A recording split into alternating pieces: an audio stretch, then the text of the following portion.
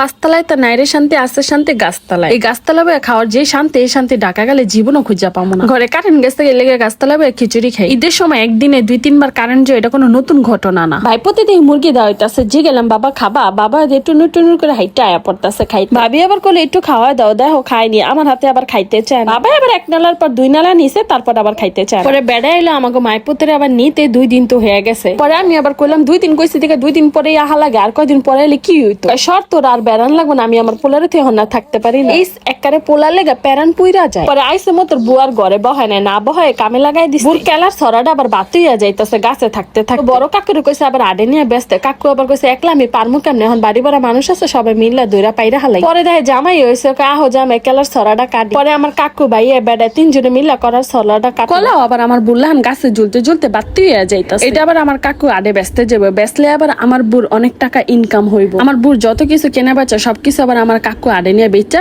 আমার বুর হাতে টাকা আইনা। আমার বউ সবচেয়ে বড় লোক হয় কখন জানেন? যখন হ্যাঁ সুবারি বেচে আর গাছ বেচে। এর লেগে তো গাছ লাগাই, 5-6 বছর পরে গাছ বেচার উপযুক্ত হয়ে যায়। পরে এই যে পোলাটার ঘুম পাড়ায় একটু হাজুগুজু করছিলাম, চুল আশ্রাইতে না কাপড় চোপড় পাল্টাইতে রে, এর মধ্যে পোলা উঠটা ব্যাগ করে কাট। বুয়া আবার কইতাছে উডানে খাওন, হে আবার এত হাজ্জা গুজ্জা যাওন লাগে।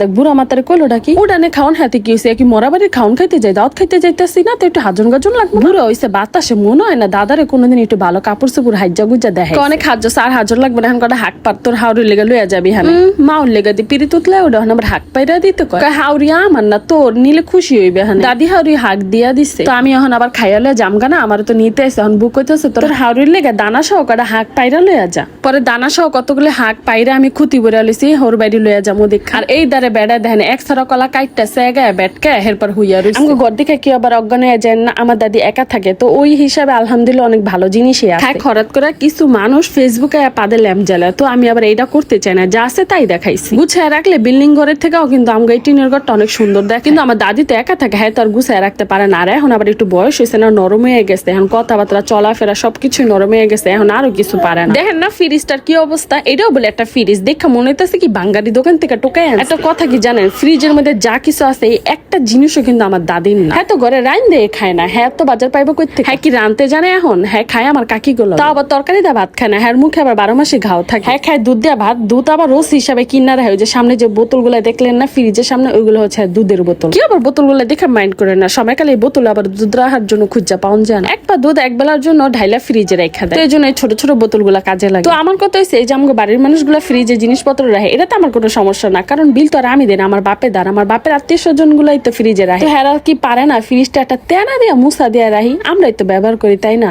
আর বুড়া মানুষ হ্যাঁ তো আর পারে না। কিন্তু এটা কোন যাবে না কইলে কি জানেন, পাশা ফোরাও। যাই হোক খাওয়ায় সিরিয়াল দেখা নদীর পারে যাইতে চাইছি, 2টা ছবি তুলতে, হেনে যাইতে দেয় না, দুপুর দেখা এবার আলাদার বাড়ি কোনায় নিয়ে ভিডিও ছবি তুলা দিল বেড়ায়। তারপর বেড়ার ছবি তোলার কথা আমি দাঁড়া দাঁড়া ভিডিও করতেছে, বেড়াকে এত পুন্টা বুদ্ধি কই পাস তুই, কই থেকে তোর মাথায় এত পুন্টা বুদ্ধি? পরে ছবি টবি তোলা শেষ, বাড়ি আইতাছি, বাড়ি এখন অর্ধেক রাস্তা বাকি আছে। এর মধ্যে হঠাৎ করে দিই বাবু কানতাছে, জুতা আতলে আমি খিচ্চা দৌড় বেড়ার হালায় থুয়া বাড়ি জানালা দিয়া দিয়ে এখনো মানুষের খাওয়া শেষ হয়, এমন কলেরার খাওয়া খাইতে আইছে। মানুষ আইতাছে আর যাইতাছে, কিন্তু কেউ টেবিল খালি করে আমার ঘরে আর ডাকতেছে না। আমার বুতো চিলাইতেছে, ঘরে খাড়ায় থাকলে কি খাওয়ান পাবি? ওনে যা মানুষের কল্লার উপরে যা খাড়ায় থাকে, এরপরে টাইনা ধরে উড়ে খাইতে। এই যে একটা বেড়ারে কইলাম ভাত না খায় গোস্ত, আর বেড়া আগে 3 গামলা ভাত খেয়ে লাইছে। বেড়া কি বুঝে না আমার টাকা উসুল করতে হইব না? এই যে আমি এক পিছলে 3 ঘন্টা ধরে চাবাইতাছি, পরে গরম লাগে দেখে আমার চাস্তবে আবার ফ্যান হয় না দিল। পরে আমি আবার লাস্টে একটু ফিন্নি খাইলাম। আমাদের দেশে আবার গোস ভাতের পর একটু ফিন্নি খাওয়া, ফিন্নিটা আবার অনেক মজা হইছে। পরে এই যে নতুন বউ যাওয়ার আগে দাদার কাছ থেকে একটু শেষ বিদায় নিয়ে নিল। দাদা দাদির ভালোবাসা পাইতেও কপাল লাগে না। আমরাও যদি দাদিরে পাইছি কিন্তু দাদারে পাই না, কিন্তু দাদার আফসোসটাই রয়ে গেল। আমার জীবনে 2টা পুরুষ মানুষের দেখার অনেক আফসোস রয়ে গেল, যে তারা দেখতে কেমন ছিল। এক হইতেছে নানা, এক হইতেছে দাদা।